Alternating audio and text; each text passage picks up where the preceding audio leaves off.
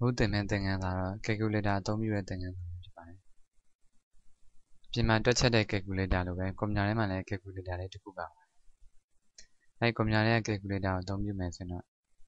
start ထဲက program ဆင်းသွားအောင် program နဲ့ accessory ရဲ့မှာ calculator ဆိုတာရှိပါတယ်။အဲဒီ calculator ဆိုတာ click နဲ့ယူခွင့်ပြုဒါဆိုရင် calculator ပေါ်လာပါပြီ။ဒီကွန်ပျူတာထဲက calculator ဆိုတာလည်းအပြင် calculator လိုပါပဲ။ဘာတွေထူးခြားလဲဘာတွေကွာလဲဆိုရင်တော့ပြင်မှာရှိတဲ့ calculator တွေကများသောအားဖြင့်8 digit 12 digit ပေါ့ခဏ8လုံးခဏ12လုံးအထိပဲတွက်လို့ရပါတယ်အဲ့ထက်များလာရင်သူက plus e ဆိုပြီးတော့ပြသခြင်းမပြုနိုင်တော့ပါဘူးဒီကွန်ပျူတာရဲ့ calculator ဆိုရင်တော့ခဏရေ32လုံးအထိပေါင်းနှုတ်မြောက်စားလုပ်လို့ရပါတယ်တွက်ချက်လို့ရတယ်ပေါ့ဟုတ်ဆိုရင်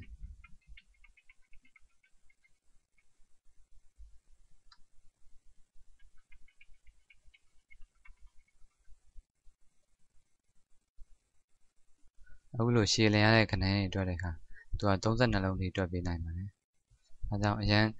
များတဲ့ကိန်းဂဏန်းတွေများတဲ့အလုပ်မျိုးတွေဆိုရင်အပြန် calculator နဲ့တွက်လို့မရဘူးဆိုဒီကွန်ပျူတာရဲ့ calculator ကိုအသုံးပြုလို့ရတယ်။အပြင်မှာရှိတဲ့ calculator တချို့လိုပါတယ်။ scientific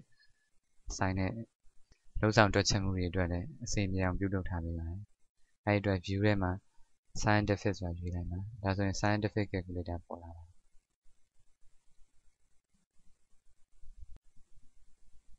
အခုလိုကွန်ပျူတာထဲမှာတွက်ချက်လိုက်တဲ့အခါဒီကွန်ပျူတာထဲမှာရှိတဲ့